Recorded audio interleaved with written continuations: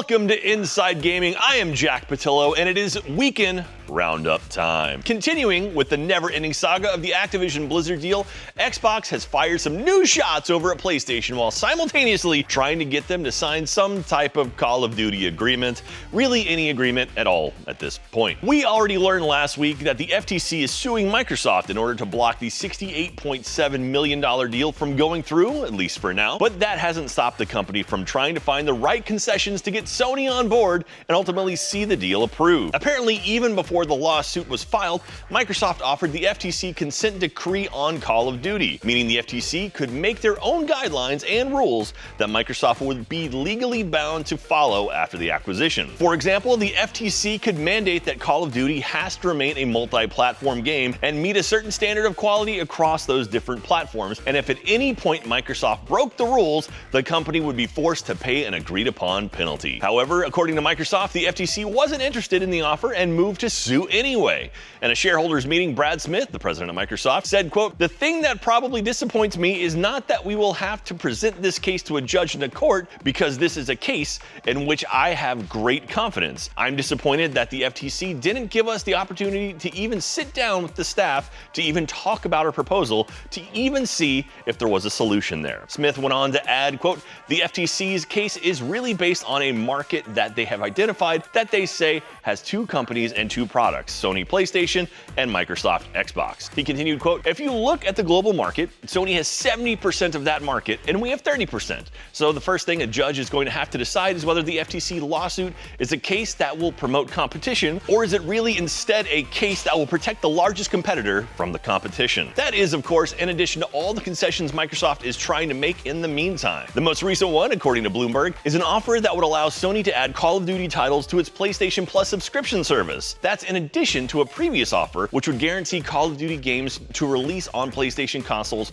for at least the next 10 years. So Microsoft is trying to play nice with their millions of dollars, but they're also still taking some shots as well. Microsoft CEO of gaming Phil Spencer appeared on the Second Request podcast saying, quote, "Sony is trying to protect their dominance on console, and the way they grow is by making Xbox smaller. They have a very different view of the industry than we do. They don't ship their games day and date on PC. They do not put their games in a subscription when they launch their games." He added, quote, "But because Sony is leading all of the dialogue around why the deal shouldn't go through to protect their dominant position in console, the thing they grab onto is Call of Duty." He continued, quote, "I find it challenging because the largest console maker in the world is raising an objection about one franchise that we've said we will continue to ship on that platform, and it's a deal that benefits customers through choice and access." Obviously, the words choice and access are referring to keeping Call of Duty games on PlayStation, but also to Game Pass and Microsoft's plans to expand the number of ways players can access their Xbox games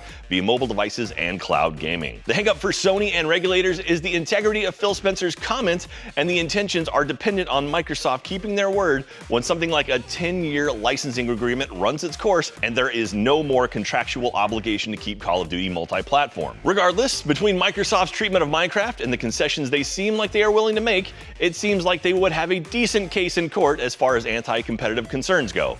But we'll see. All right, we have more stories to talk about, but first, let's talk about ExpressVPN and how you can keep your private data private. Sending data over an unencrypted internet connection is like sending a postcard. Your message is wide open for the mailman and any other nosy people to see. And I send a lot of postcards. Every day, just by being online, we all send countless pieces of information out into the digital world that can be intercepted and read by many different parties. But a VPN, or a virtual private network, creates a secure tunnel between your device and the internet. In other words, it puts an envelope around your postcard so that no one can sneak a peek at your private correspondence. But the postcard is meant to be, it's a letter now. It's become a letter. It's easy to use. Download the app to your phone, tablet, or computer, and with one click, your information is protected, and you can even change your online location. I know about you, but there was recently a soccer match that was kind of difficult to watch online unless you were in certain areas. So maybe I made myself in a different country in order to watch someone else's broadcast of certain soccer matches. Just saying, that's, there's many things you can do like that. You like shopping in other countries? Maybe there's some stuff on the BBC you'd like to watch? Just saying, VPN would be a pretty good thing. Keep your private information and online data private with ExpressVPN. Find out how you can get 3 months of ExpressVPN for free by visiting expressvpn.com/roundup or clicking the link in the description below. That's expressvpn.com/roundup. All right. Let's get back to the rest of the stories. The long-awaited Witcher 3's next-gen update has finally arrived, only it's busted on PC. Of course it is. As reported by Rock Paper Shotgun, numerous complaints of major performance issues caused by the next-gen patch 4.0 have been popping up across Twitter, Reddit, and Steam. The new patch brings enhanced lighting via ray tracing, upscaled 4K textures, FSR 2.1, not this FSR 2.0 crap, no, we had 2.1, and DLSS 3, there's 2 S's there, support, and even an Ultra Plus graphical setting, which in theory significantly increases the graphical fidelity of the game if you can run it. Unfortunately, PC players have been reporting multiple issues with slowdowns, frame rate dip, HUD glitches, and full game crashes. On Wednesday, the official Witcher Twitter account acknowledged the issues, writing, quote, "We are aware of the issues PC players have been reporting since last night's release of the update. We are actively investigating all of the reports and will be providing an update on particular issues as soon as possible. Thank you for your patience. Witcher Twitter." Witcher Twitter. As of the time of this recording, no ETA on a hotfix, but next-gen console versions of the game appear to be okay. Epic has begun shutting down server support for 17 games, including 6 Unreal titles, Dance Central 1 through 3, and 5 Rock Band games. I love Rock Band. The company is also completely delisting a few other titles, including the latest Unreal Tournament game, which was in alpha still, Rock Band Blitz, and Sing Space. It's always a bummer when this sort of thing happens, but there is an upside. Well, sort of. Apparently, the move is part of an initiative for the company to begin solely supporting Epic online services with its, quote, unified friend system, voice chat features, parental controls, and parental verification features. An example of what that means was spotted by Wario64, who spotted an update to the Unreal Tournament 3X Steam page, which implies that after an update, the game will be made free to play with cross-play between Steam, the Epic Game Store, and good old games. It's unclear if the other older games will be given this treatment as well, but it certainly implies that going forward, multiplayer for some of the classics could be saved in a meaningful way. It's also a shame to see some games lose server support or delisted entirely, even if not many people are playing those titles anymore. Games preservation continues to be an uphill battle as mega publishers just decide to pull the plug on things over time. Speaking of Epic Games, the company CEO Tim Sweeney probably fell out of his chair this week when it was announced that Apple is actually going to allow outside app stores onto its devices. Finally! If you remember, Epic Games spearheaded a marketing campaign and major lawsuit against Apple to try to get them to allow storefronts like Steam and the Epic Game Store onto iOS devices without having to pay Apple a 30% cut of every transaction. Actually, the fight was initially spurred by Epic not wanting to pay that 30% cut on Fortnite microtransactions, but it's easy to connect the dots there. Well, now due to new European Union laws and regulations, Apple is preparing to allow alternative app stores on its iPhones and iPads as early as the next release of iOS 17. That's so soon! The new main law, the Digital Marketing Act, is an attempt at making the digital economy a more level playing field for third-party developers and putting major tech firms in check when it comes to gatekeeping. Apple's policy changes initially will only happen in the EU, according to Bloomberg, and the new law causing the change won't start being enforced until 2024. This is actually a huge deal for a lot of industries, but it's hard to overstate what a big deal this is for gaming, especially if the EU's new law becomes standard in other regions. With more than 1.2 billion iPhone users out there, you can be sure every game publisher just fired development on a native iOS storefront. That's true. Everyone's making it now.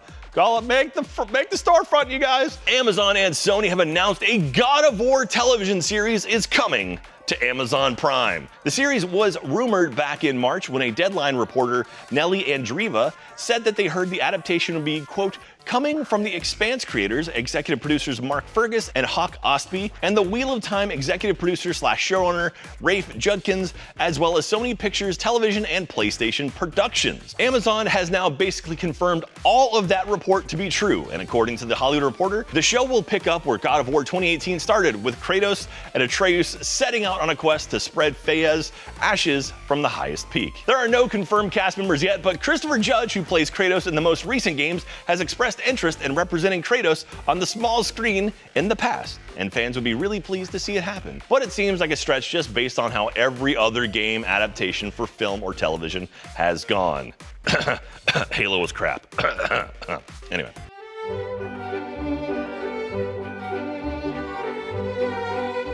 Last week, we reported on the FTC suing Microsoft to block their pending Activision Blizzard acquisition, and this comment is still relevant, giving our first story today.